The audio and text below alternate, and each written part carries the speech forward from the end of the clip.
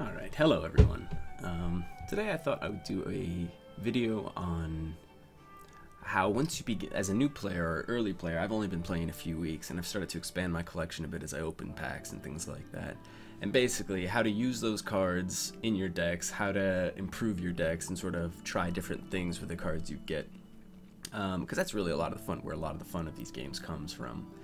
I mean, overall, generally as a new player, the highly recommended strategy is to get every class to level 10 and use any sort of copper or stones you get, runestones or whatever they're called, and use those in Dungeoneering, since you have a good chance of being able to get packs cheaper than if you just bought them straight out of the store, which are 1,000 copper. A Dungeoneering run is 1,500 copper. If you win 3 or more games, you're very likely to get slightly more efficient. But in addition to that, especially as a new player, I think you get a lot of added value. You get a good way to complete your quest if you don't haven't already completed them or aren't playing that much. It's a fun way to do it. And it's like, at least if you do poorly, you get a pack and you get your quest done, and it's like, alright, cool, not so bad. And I think one of the biggest benefits, personally, is getting to play with cards that you don't normally have or get to play with. And, you know, you don't necessarily, oh, I like this card, I'm going to run out and craft it. But, you know, you kind of want to be conservative with your dust early on. But it also gives you a chance to sort of see what cards you like, and if you pull those out of packs, you're like, okay, I could sort of see how this could be applied. So starting out, you don't have too many cards, but as you start to build up your base collection from leveling up your classes or your characters, you get some pretty solid picks. Let's just go through a couple of them right now, like some of the base cards.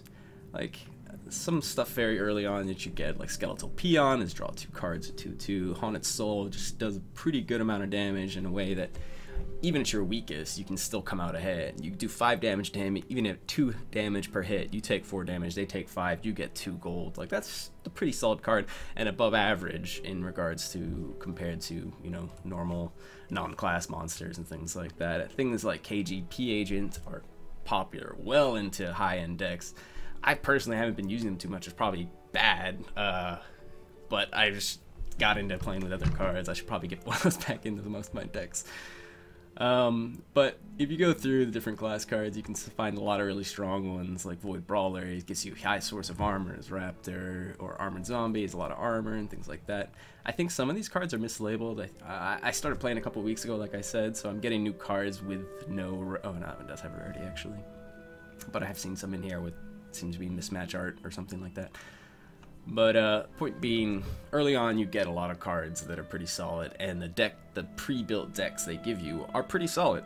And as you expand your collection, you don't want to get into the habit of, you know, just throwing these new cards in there and like sort of taking things out without understanding why. And in regards to building decks and things like that, like once you start to expand your collection, can be really easy to want to just get into that sort of stuff. But you have to remember why these cards in the base decks are even there in the first place, and there are some really strong ones. But you could have enough cards, you know, you get a couple, I don't want to say pirates takes a lot of cards, but you get a couple goblins and things like that, and they're pretty solid cards, and you could maybe start to add a couple goblin cards in there that maybe even synergize a little bit. But you don't have the full set to make an optimal deck, but you can still have a couple cards, have some good synergies. One thing Dungeoneering taught me is even just having a couple cards that synergize with each other, as long as they're okay in their own right, if you don't get that synergy, they're still a solid card. I think one of the, what's that one goblin? He gives you a 3/2 weapon, 2/6. But he's a really solid pick. I actually don't have any, but I've seen that card in Dungeoneering, and I should craft it. But even that card alone, like, that's a really solid card. You get some cards that support goblins and stuff. That might not be the best example, but don't be afraid to stick just a couple cards that synergize with each other and as well.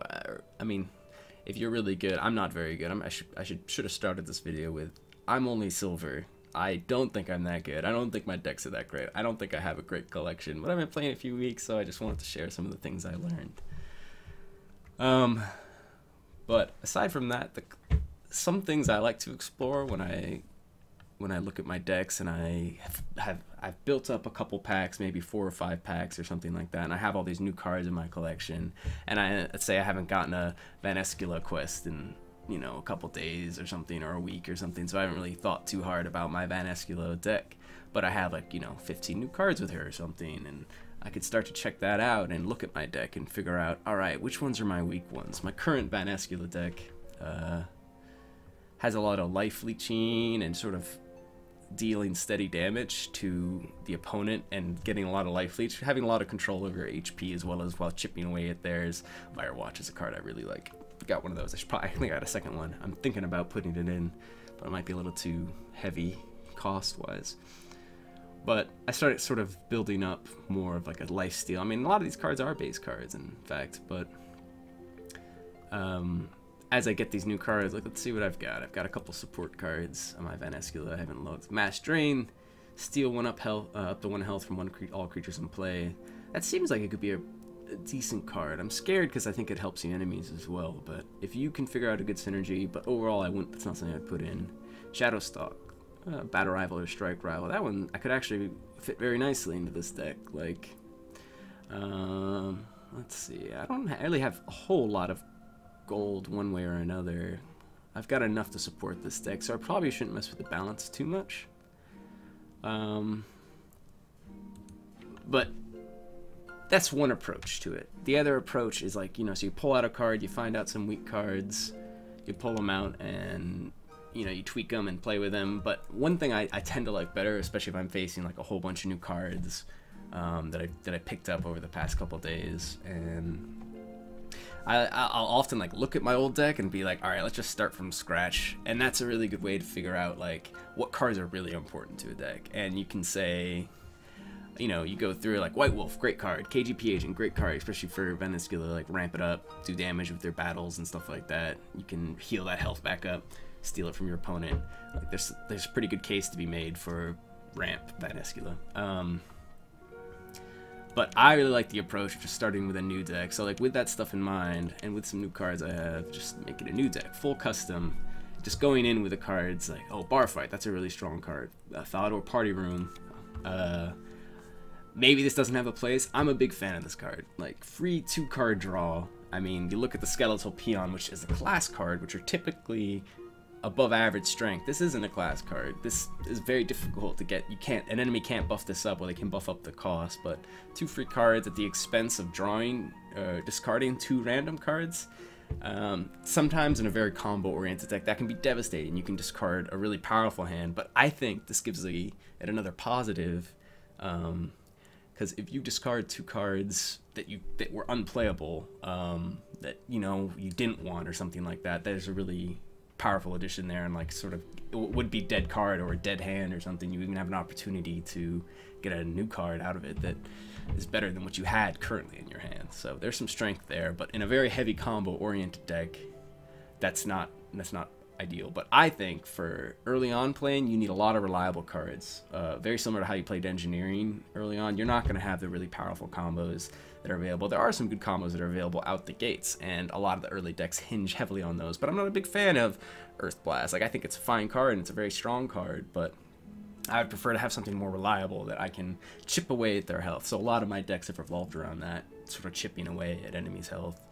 And that's why I think Thalador Party Room is an excellent card for that. It lets you cycle your cards a bit in ways that other draw cards just can't. So I think that's a pretty cool card. So like I include that sort of stuff. I'm a big fan of like chipping away at a person's health. So like Ring of Recoil might be perfect, but I think in Van Escula she has enough health steal and sapping and stuff where I don't think I need those Rings of Recoil. But those are very good cards. But you go through your deck, you know, sort of rebuilding based on a theme. Like, all right, I picked up Gorge and I've got 2 Firewatches. Like, those are both very high-end lifesteal cards, and I could probably build a deck around this. You know, I need my gold, I need the Firewatch, or the gold for the Firewatch and the Gorge.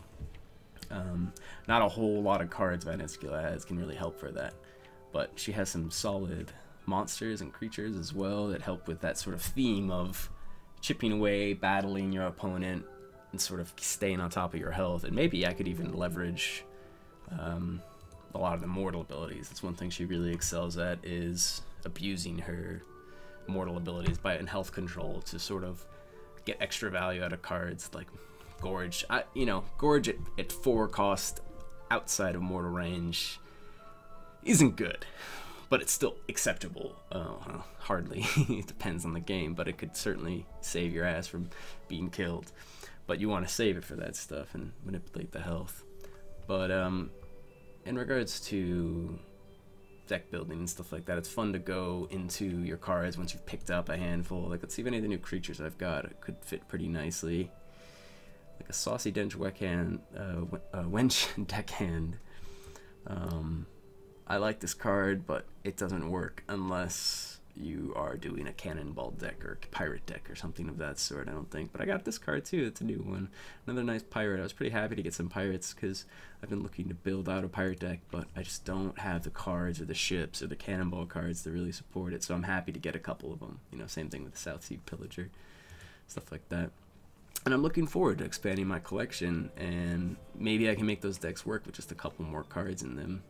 Sergeant Grimspike is a new one.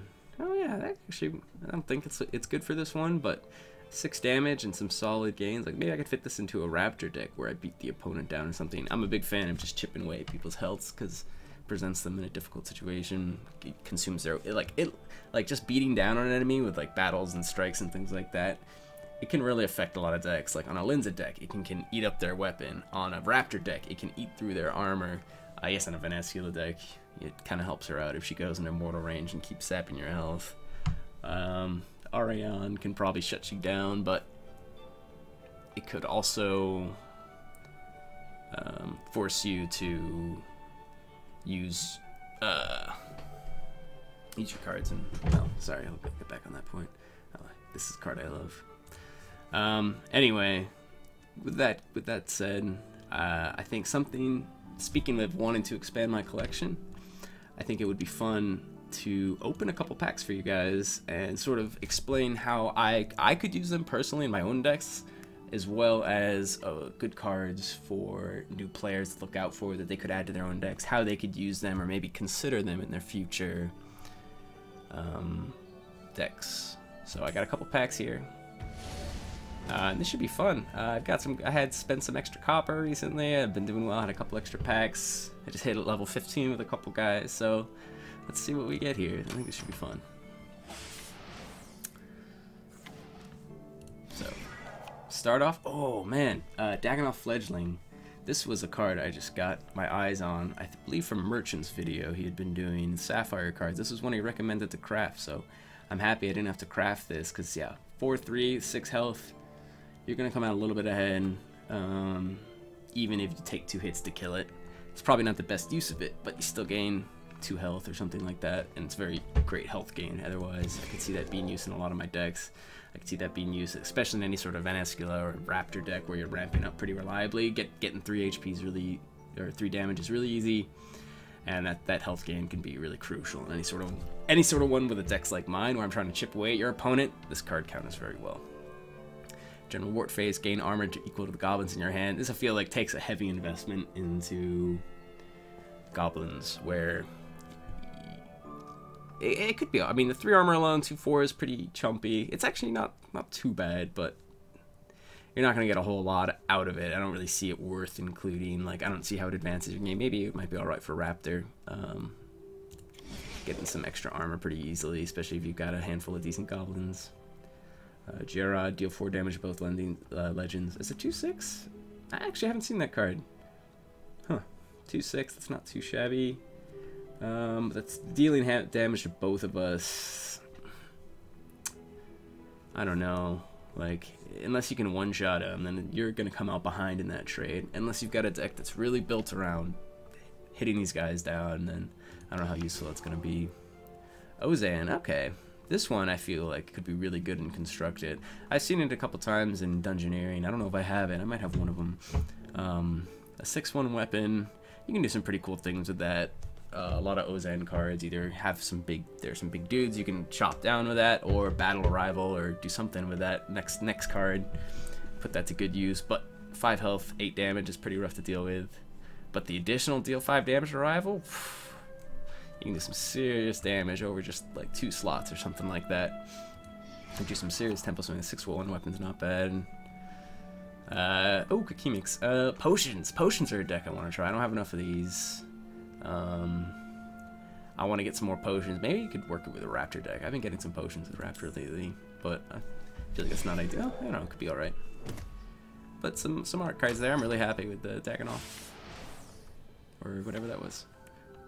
Let's see. Mardich Prisoner. Ooh, I think I only have one of these, so this is actually a pretty nice pickup. 3 health, draw a card. Just great for advancing a deck, staying in the game, especially with Vanascula. Ooh, Remiki Hoarder. Oh, man. I've been looking for one of these. Being able to draw 2 random equipment to your hand. Okay, that's a bit different. I thought it was draw 2 equipment, and you could have some really cool plays with that. Like, but it's not that. It's 2 random equipment. So that's one thing to actually look for in cards. I learned the hard way at some of my drafts. When it says draw 2 random equipment, it's anything, it can be anything. But if it just says draw 2 undead, I learned this on that one legendary card or diamond card that's draw 2 undead. I'm like, oh, that sounds pretty nice. And then it wasn't drawing anything. I started playing it in Dungeoneering. It wasn't drawing anything, and I'm like, wait a second, I need some undead for this to work. So that was the way I learned the difference between random equipment and drawing 2 equipment. If this was true equipment, and there are cards that are draw specific types of cards, I think those are really strong things to look out for, because then let's say you only put 2 or 3 equipments in your deck. If you can draw those 2 or 3 specific equipments in your hand, you can have really reliable combos. Like, you can force this card to come out of your deck. This is not one of those examples, but there are ones like it. Oh, Green Dragon. Remove all armor from both legends. Actually, I mean, it's good against Raptor. That's about it. But it's cool, I guess. Nah, I don't know. That's pretty niche. Alright. Well, I got my green dragons now. Please don't show some more. Okay, Dust Devil. This is an interesting card. Base attack. Removing base attack is fucking crazy in this game. Like, spend some base attack or you lose it. I mean, you have to spend your weapon on this, which is a big trick. Another draft lesson I learned. See, this is why I love Dungeoneering, is it helps me figure out how to use these cards. I saw Dust Devil. Oh man, it sucked me in. I'm like, spend your weapon, rival loses 1 base attack. Then I realized you have to kill a 2/5 first before you can spend your weapon. And a lot of times, doesn't work out very nicely. So it's hard to play in a draft or something like that. But in a constructed deck where you can have all these reliable, beefy weapons, well, semi-reliable, that's a pretty powerful effect, and it's low cost to try. Even if you fail, you end up with a gold. You took like 2 or 4 damage or something like that, probably. So not a big deal. Let's see what's next.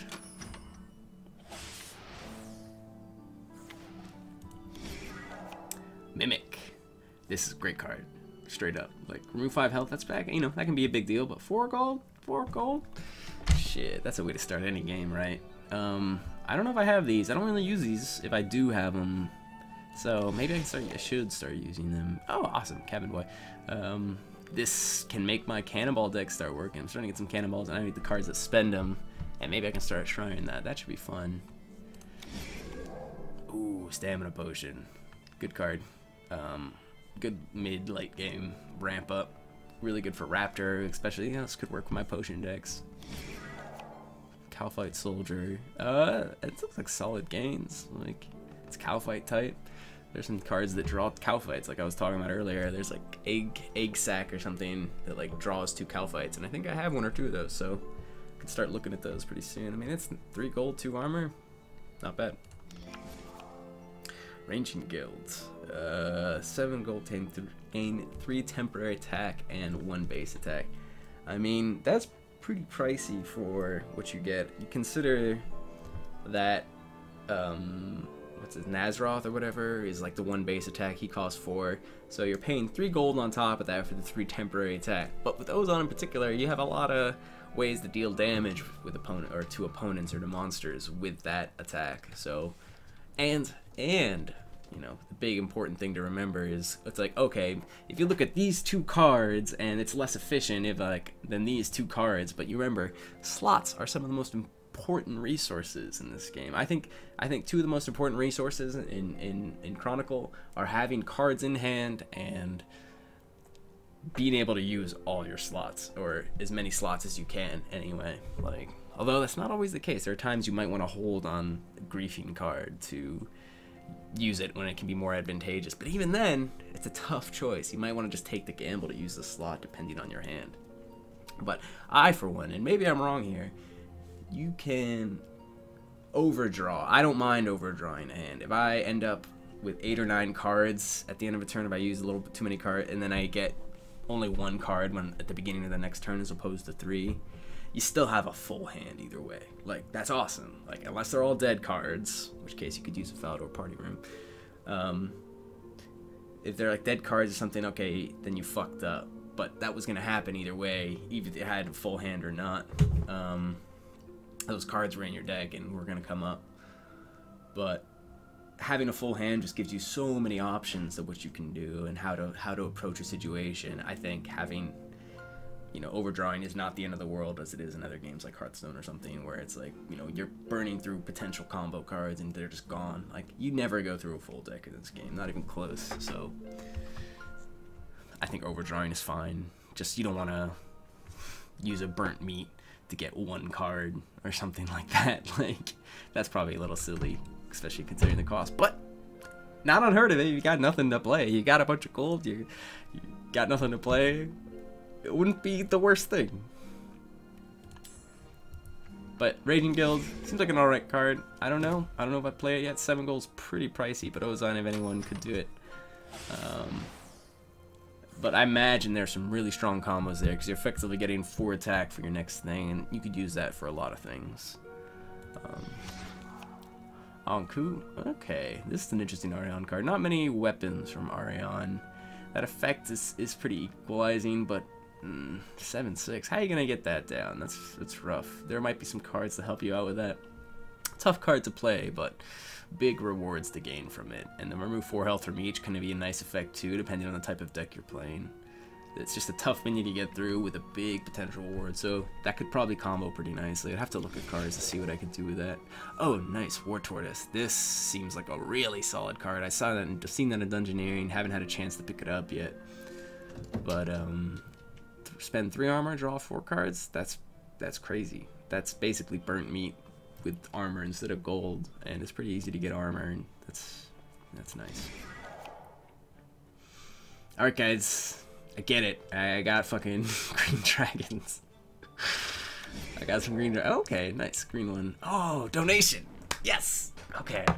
This is another card I was looking for. Add 4 gold to rival. Yeah, that's a lot of gold to get. But in Constructed, it can... They have the type... They have the amount of gold they need in their deck. If they're playing a good deck, they can get their gold regardless or not. Drawing 3 cards, however, for free... That's something. That's like even better than the Falador Party Room, sort of. Veniscula's Afflicted. Gain health equal to the attack of rival's next creature times 2. Interesting. So, it seems like a really difficult card to play. I could see it being very useful, but I just wish it had more to it than this. Like, the thing is with these big Gambit cards, like, so with this card, they need to play a rival that's reasonably harmful. Like, you know, so like against a Raptor, they have a lot of high attack minions with low health that they can just kind of chop through. And that might be a good card to play it against, but 6/4, so you need to have some decent attack power and hope you don't get griefed by something that buffs it up. And I hope that they play a big minion so you can get a decent heal, and, you know, later in the game maybe need some health or something like that, or I guess Venisculus you can use at any time. And if you fail, you get 2 health, maybe you took more damage than that, maybe you end up -4 health. It seems like a risky card to play. Not saying it's bad, but it doesn't seem good for like starting out a deck. Like, you feel like you'd have to build up some combos around that. Even then, they still need to play big dudes for it to be any good. I mean, it can be okay, but they, you know, play something small. But if they play nothing that round, then you're pretty shit out of luck.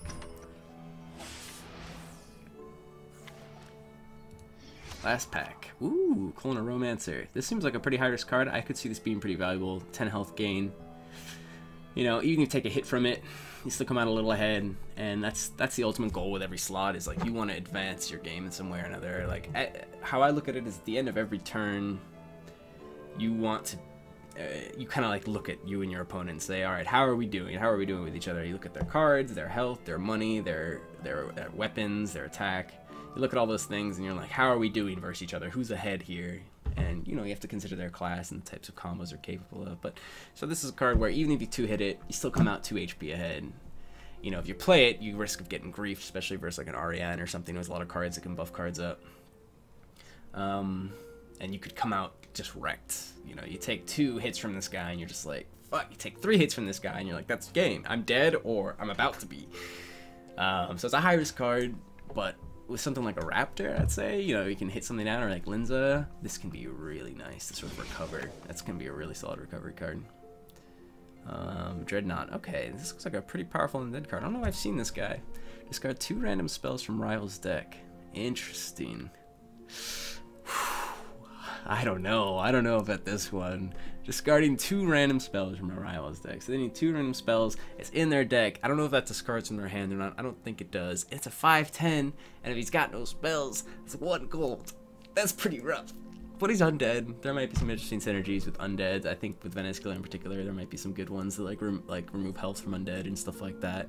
So maybe it could actually be all right, and it could really cripple some Ariane decks, and maybe even. Actually, I mean, I think most classes have spells. There might be different types of cards I'm not thinking of. But if there's spells, then that could be pretty good. Another Mass Drain. Wasn't super stoked talking about it earlier.